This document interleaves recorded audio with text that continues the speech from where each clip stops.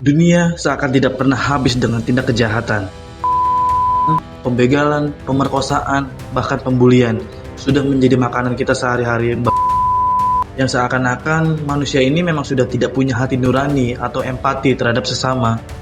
Ada sebagian orang yang menganggap kasus bully ini adalah bukan kasus yang negatif. Ini adalah hal yang biasa yang sering terjadi pada sebuah lingkungan. Karena untuk sebagian orang, kasus bully ini masih dijadikan sebagai bahan candaan. Nah, kalau bully ini bagi sebagian orang masih dianggap sebagai hal biasa atau bahan candaan, gua rasa tetap nggak etis ya. Karena ini tuh bukan sesuatu yang positif. Contohnya, kalau kita ngebecandain siapapun atau teman dekat, tapi kita kan nggak tahu teman itu lagi dengan posisi yang seperti apa. Lagi senang kah, lagi sedih kah, atau memang lagi ada masalah di dalamnya. Nah, candaan seperti inilah yang gue pikir tuh sebenarnya juga masih gak etis. Jadi, ya kita benar-benar mesti tahu dulu dengan siapa kita bercanda dan lagi bagaimana posisi orang itu kita bercandain. Bisa aja niat candaan kita justru malah menyakitkan hati orang yang kita bercandain itu.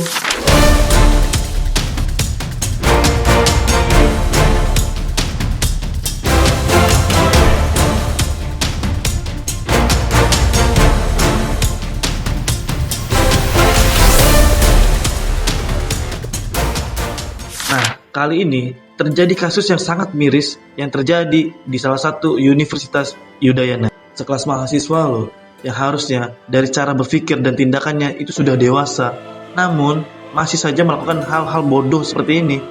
Namanya Timothy Anugrah Saputra, lelaki periang yang tidak pernah sedikit pun atau sekalipun melukai perasaan orang lain.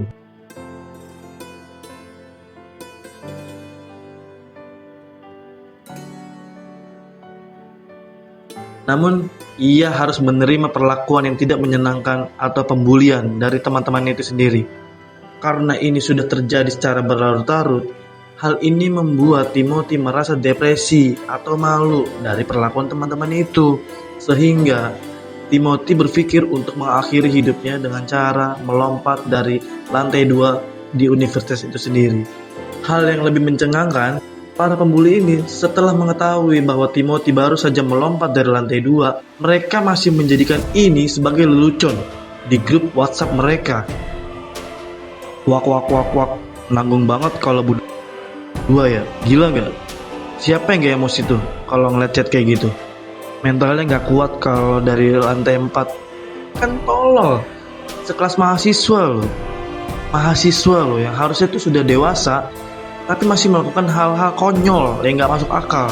Karena manusia normal yang berakal sehat, kalau mengetahui ada seseorang yang mengakhiri hidupnya dengan cara tidak wajar atau tidak normal, minimal mereka tuh nyari tahu apa penyebabnya, bukan malah dengan menertawakannya.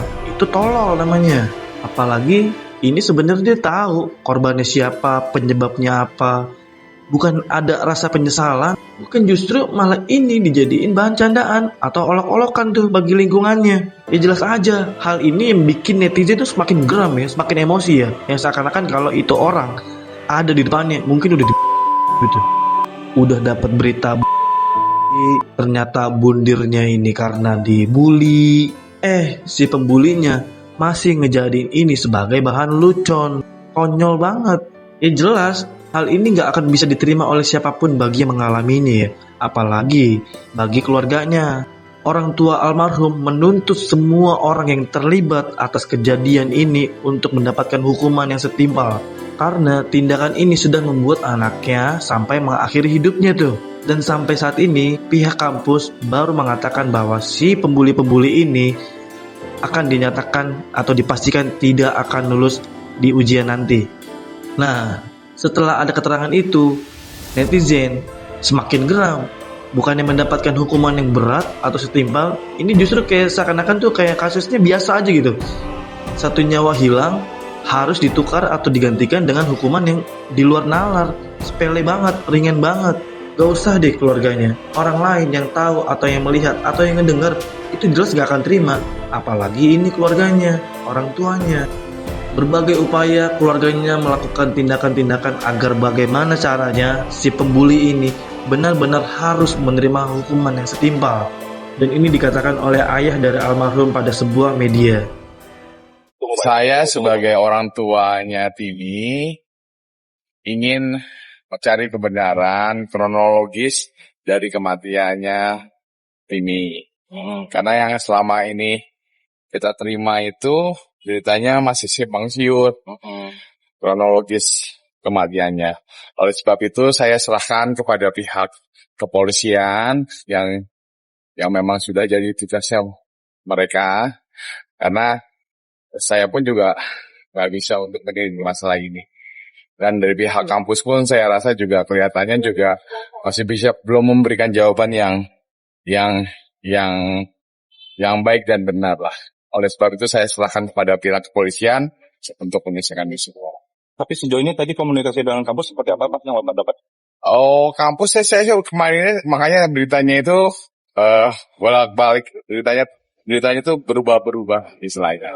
Oleh sebab itu saya laporkan ke kepolisian, dan tadi saya udah lihat ke lokasi sebagai berdasar saya buat laporan. Saya rasa cukup. Pak, jadi yang dilaporkan di sini jadi melapor atau bagaimana Pak? Kenapa Pak? Jadi ke sini Enggak, saya cuma memberi laporannya cuma kematian dari anak saya aja. Oh, gitu. Jadi biar dapat diusut secara kronologisnya penyebab kematiannya itu karena memang jatuh dari lantai 2 atau lantai 4 atau lantai 3, biar kepolisian lah yang. Oh, minta diusut kasusnya sampai tuntas gitu ya? Intinya saya ingin mau tahu kenapa misalnya anak saya jatuh.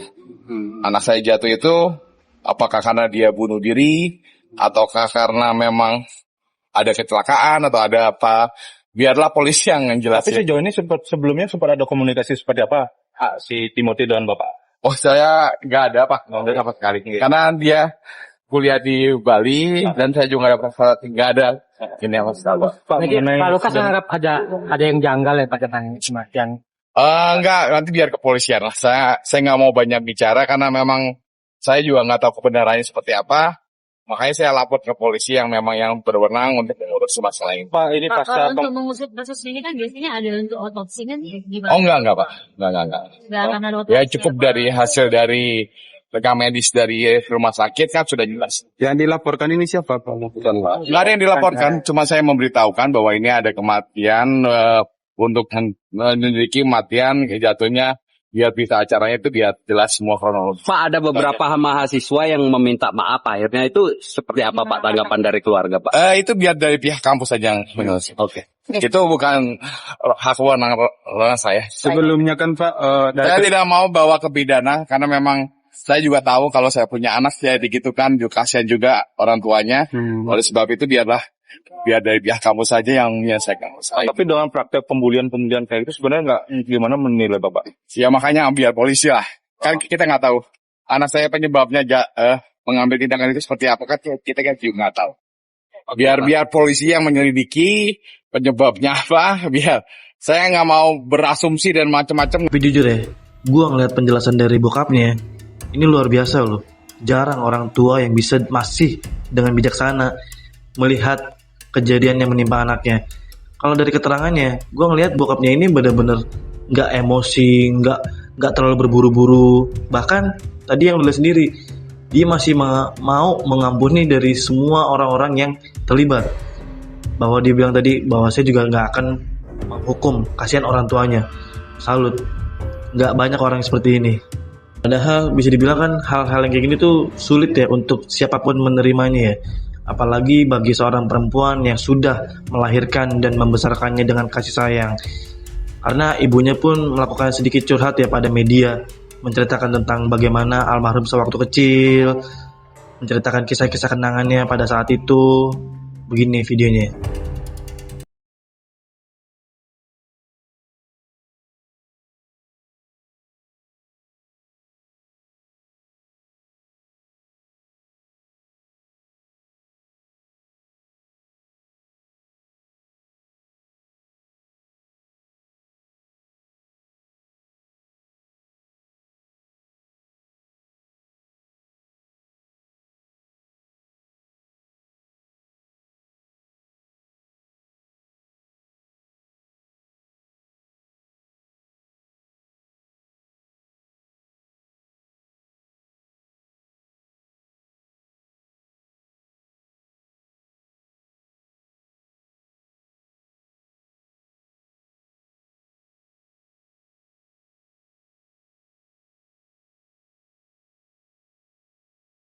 Nah kan, jadi ya bagaimana kita bisa langsung menerima ya, apalagi orang tuanya ya.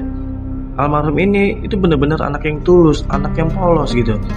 Sampai orang tuanya ngasih makan aja, saking ingin menghargai orang tuanya, dia mengucapkan terima kasih. Padahal bisa dibilang, ya setiap orang tua yang memberi makan anaknya mungkin memang sudah kewajibannya ya. Tapi nggak berlaku untuk Timothy. Dia ingin menghargai pemberian dari ibunya, walaupun sekecil makanan. Makanya itu yang membuat ibunya tuh makin terenyuh dengan kisah-kisah Timothy waktu kecil ya, dan nggak nyangka kalau ternyata anaknya harus pergi dengan cara yang seperti ini.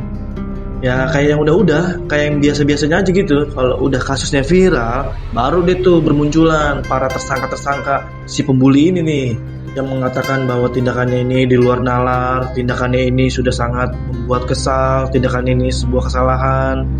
Kemarin kemana aja lu? Kenapa setelah kejadiannya udah kayak gini baru lu nyadar?